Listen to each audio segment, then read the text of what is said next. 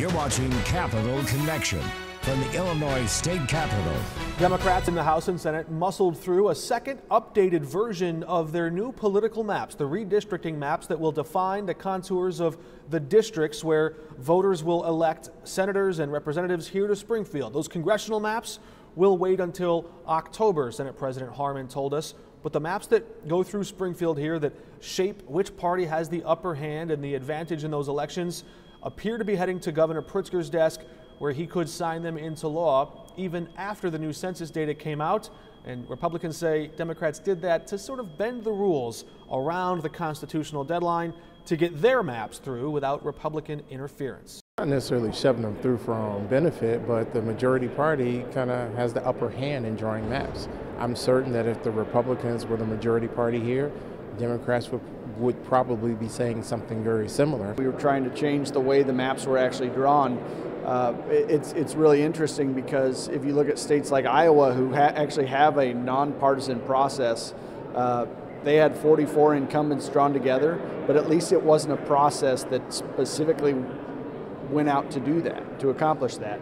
You were targeted? Yes, certainly many districts were targeted. You can see how some people's hometowns were drawn completely out of their area, and it's just a political maneuver. My hometown was certainly drawn out of my district, but at the end of the day, it's not about my district. It's about the process and it being done properly so that politicians are not picking their voters, but the other way around. I think the numbers are there, but in the meantime, I think we really need to build those numbers, because the numbers, Latinos,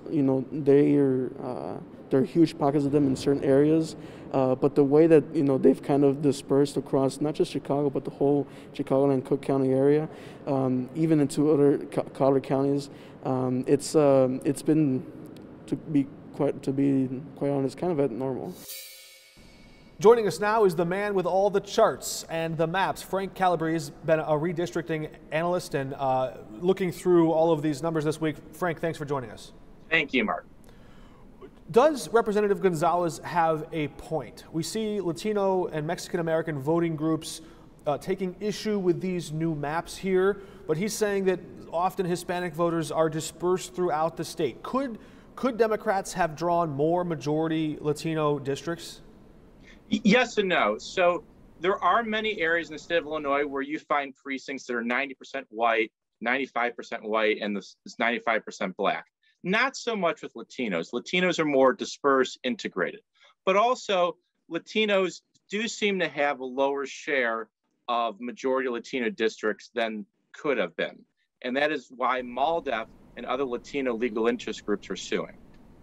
The Latino Policy Forum, I think, added their voice to the concern, to the mix, and they're now calling on Governor Pritzker to veto this new revised map. Latino voters saw more than 300,000 new population growth, new voters in the last decade in Illinois, but no new Hispanic American or Latino majority districts.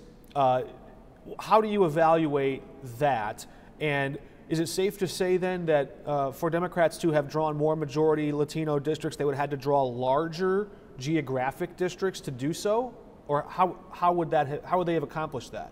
The only way they could have really included new Latino districts is by putting current Democratic House members at risk of their election. And the Democrats, they chose to stick with their membership instead of creating radically new districts that would favor Latinos.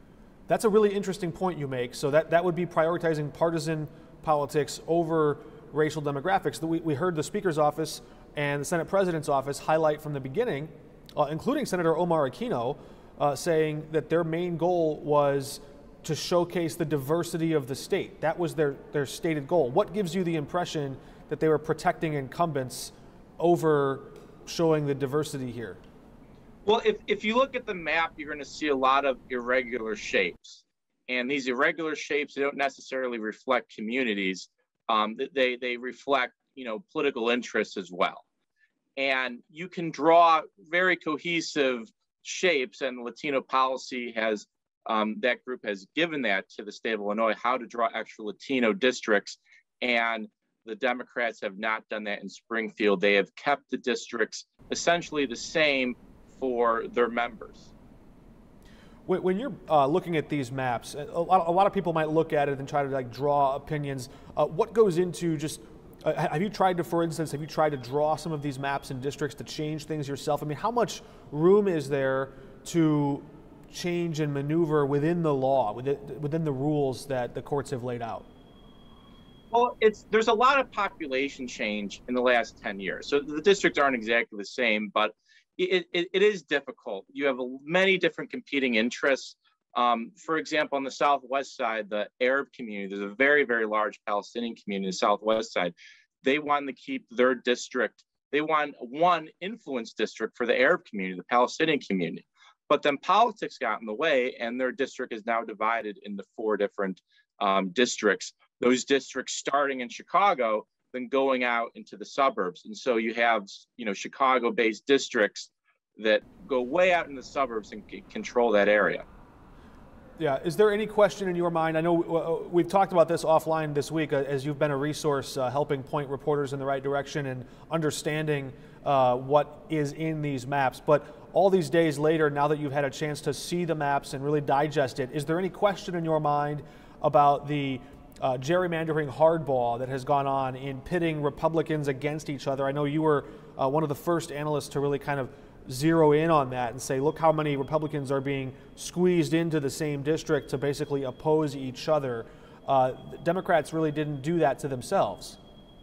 Correct. There's only one Democrat paired with another Democrat, and that's in the Senate, and that's due to an internal political dispute in that caucus. But and just for our viewers, that's Senator Tom Cullerton, who's under federal indictment. He's fighting those charges, claims he's innocent, but Democrats, might feel a little more comfortable with alleviating that PR headache if he were no longer a presence.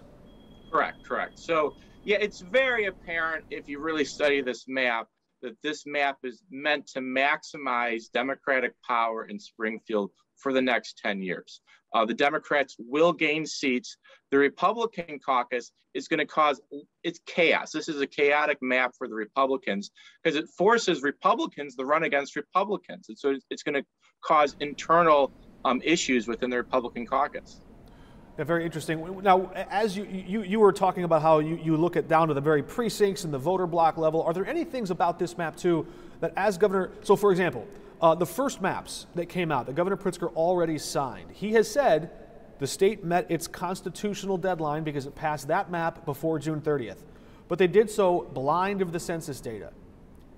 Even back then, MALDEF, the Mexican American Legal Defense and Educational Fund, was still suing under the Voting Rights Act, saying that has impaired one person for one vote. They've diminished our ability to vote and represent ourselves. Now that we saw the census data come out, we saw that dramatic growth in Latino voting population. We did not see the maps change to reflect that. What else did you see in the change, but from map 1 to map 2, that might show more or tell us more about the intent of the people that were drawing the map? So the most significant map changes between May and this latest map seem to be political changes. So there were some Republicans that were paired against each other in the same district, and you've seen some of those Republicans unpaired. It might be due to some deals, we don't know. So in the northwest portion of the state, you had Representative McComey and Chesney in the same district. Now they're in separate districts. You also saw in the far western suburbs, Representative Wheeler and Ugasti in the same district. Now they're in separate districts. And then the Democrats, they made an extra pairing in the southeast portion of the state. Now Congresswoman Mary Miller's husband, Chris Miller, Representative Chris Miller, is in the same district as Representative Nieberg.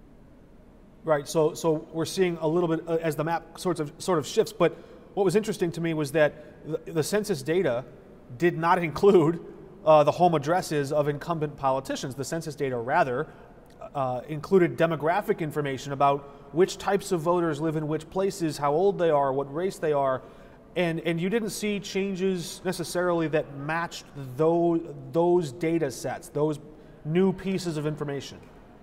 You are correct. So the census data showed that Latinos are increasing in the state of Illinois, especially in Chicago. Now, in the city of Chicago, Latinos are the largest minority group.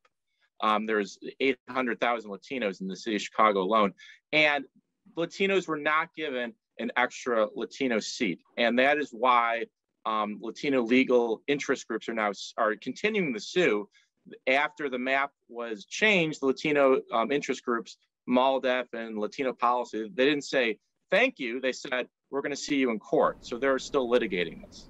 Yeah, very interesting. I wonder, and I know that your expertise has been in, and you've done a great job really breaking down what we're seeing here and analyzing all of this. But on the political side, or on the long-term view of how we operate our government, how we run our elections, as you've seen this process, how has it informed your view on what comes first? Is it polarization from leaders, where they gravitate toward the extremes and pull our audiences and our voting blocks in different directions, or is it the gerrymandering and the sort of sorting of the voters into these little buckets that cause, I guess it's a chicken and egg argument, right? Which comes first? But do you have any sense of that? What is it that's driving our politics farther left and farther right? So you are correct. This map, it makes districts very Republican or very Democratic. And there's not that many swing districts, especially in the Senate, where there is almost zero. And it will contribute to the polarization. But also the Democrats, they do have a few districts that are, somewhat cohesive. But if you look at the map and really study it, to me, it's very apparent that the main objective of the map is to increase and solidify Democratic power in the State House. Very interesting. We'll continue to look at these maps, and perhaps they could always change again. We heard that over the next course of the year, the legislature just proved a point. They could change these maps if they wanted to again over the next 10 years. I'm not sure they will, and we'll wait to see what Governor Pritzker plans to do. All signs seem to indicate that he would sign this map. The next map action outside of the courts would be when they draw these congressional districts, which Senate President Harman told us will be in October when they return for what was supposed to be veto session. Just our last question for you before we let you go. If what we saw in these legislative maps here in Springfield is any guide, what do you expect to see over these congressional districts? So I think the Democrats are very clear. They're not going to show mercy to the Republicans, especially for congressional districts, because we're talking about gerrymandering Illinois, but we also need to realize that Republican states, very large Republican states like Texas and Florida, they're not going to show mercy to the Democrats in those states. So the Democratic Party, I think, is going to take direction in a national lens, and they're going to try to support Nancy Pelosi as much as they can and try to elect as many Democrats as they can from Illinois. All right, partisan politics on full display there. We'll see how the courts evaluate that. And Frank Calabrese, thank you for joining us. Thank you very much, Mark. We're back in just a moment.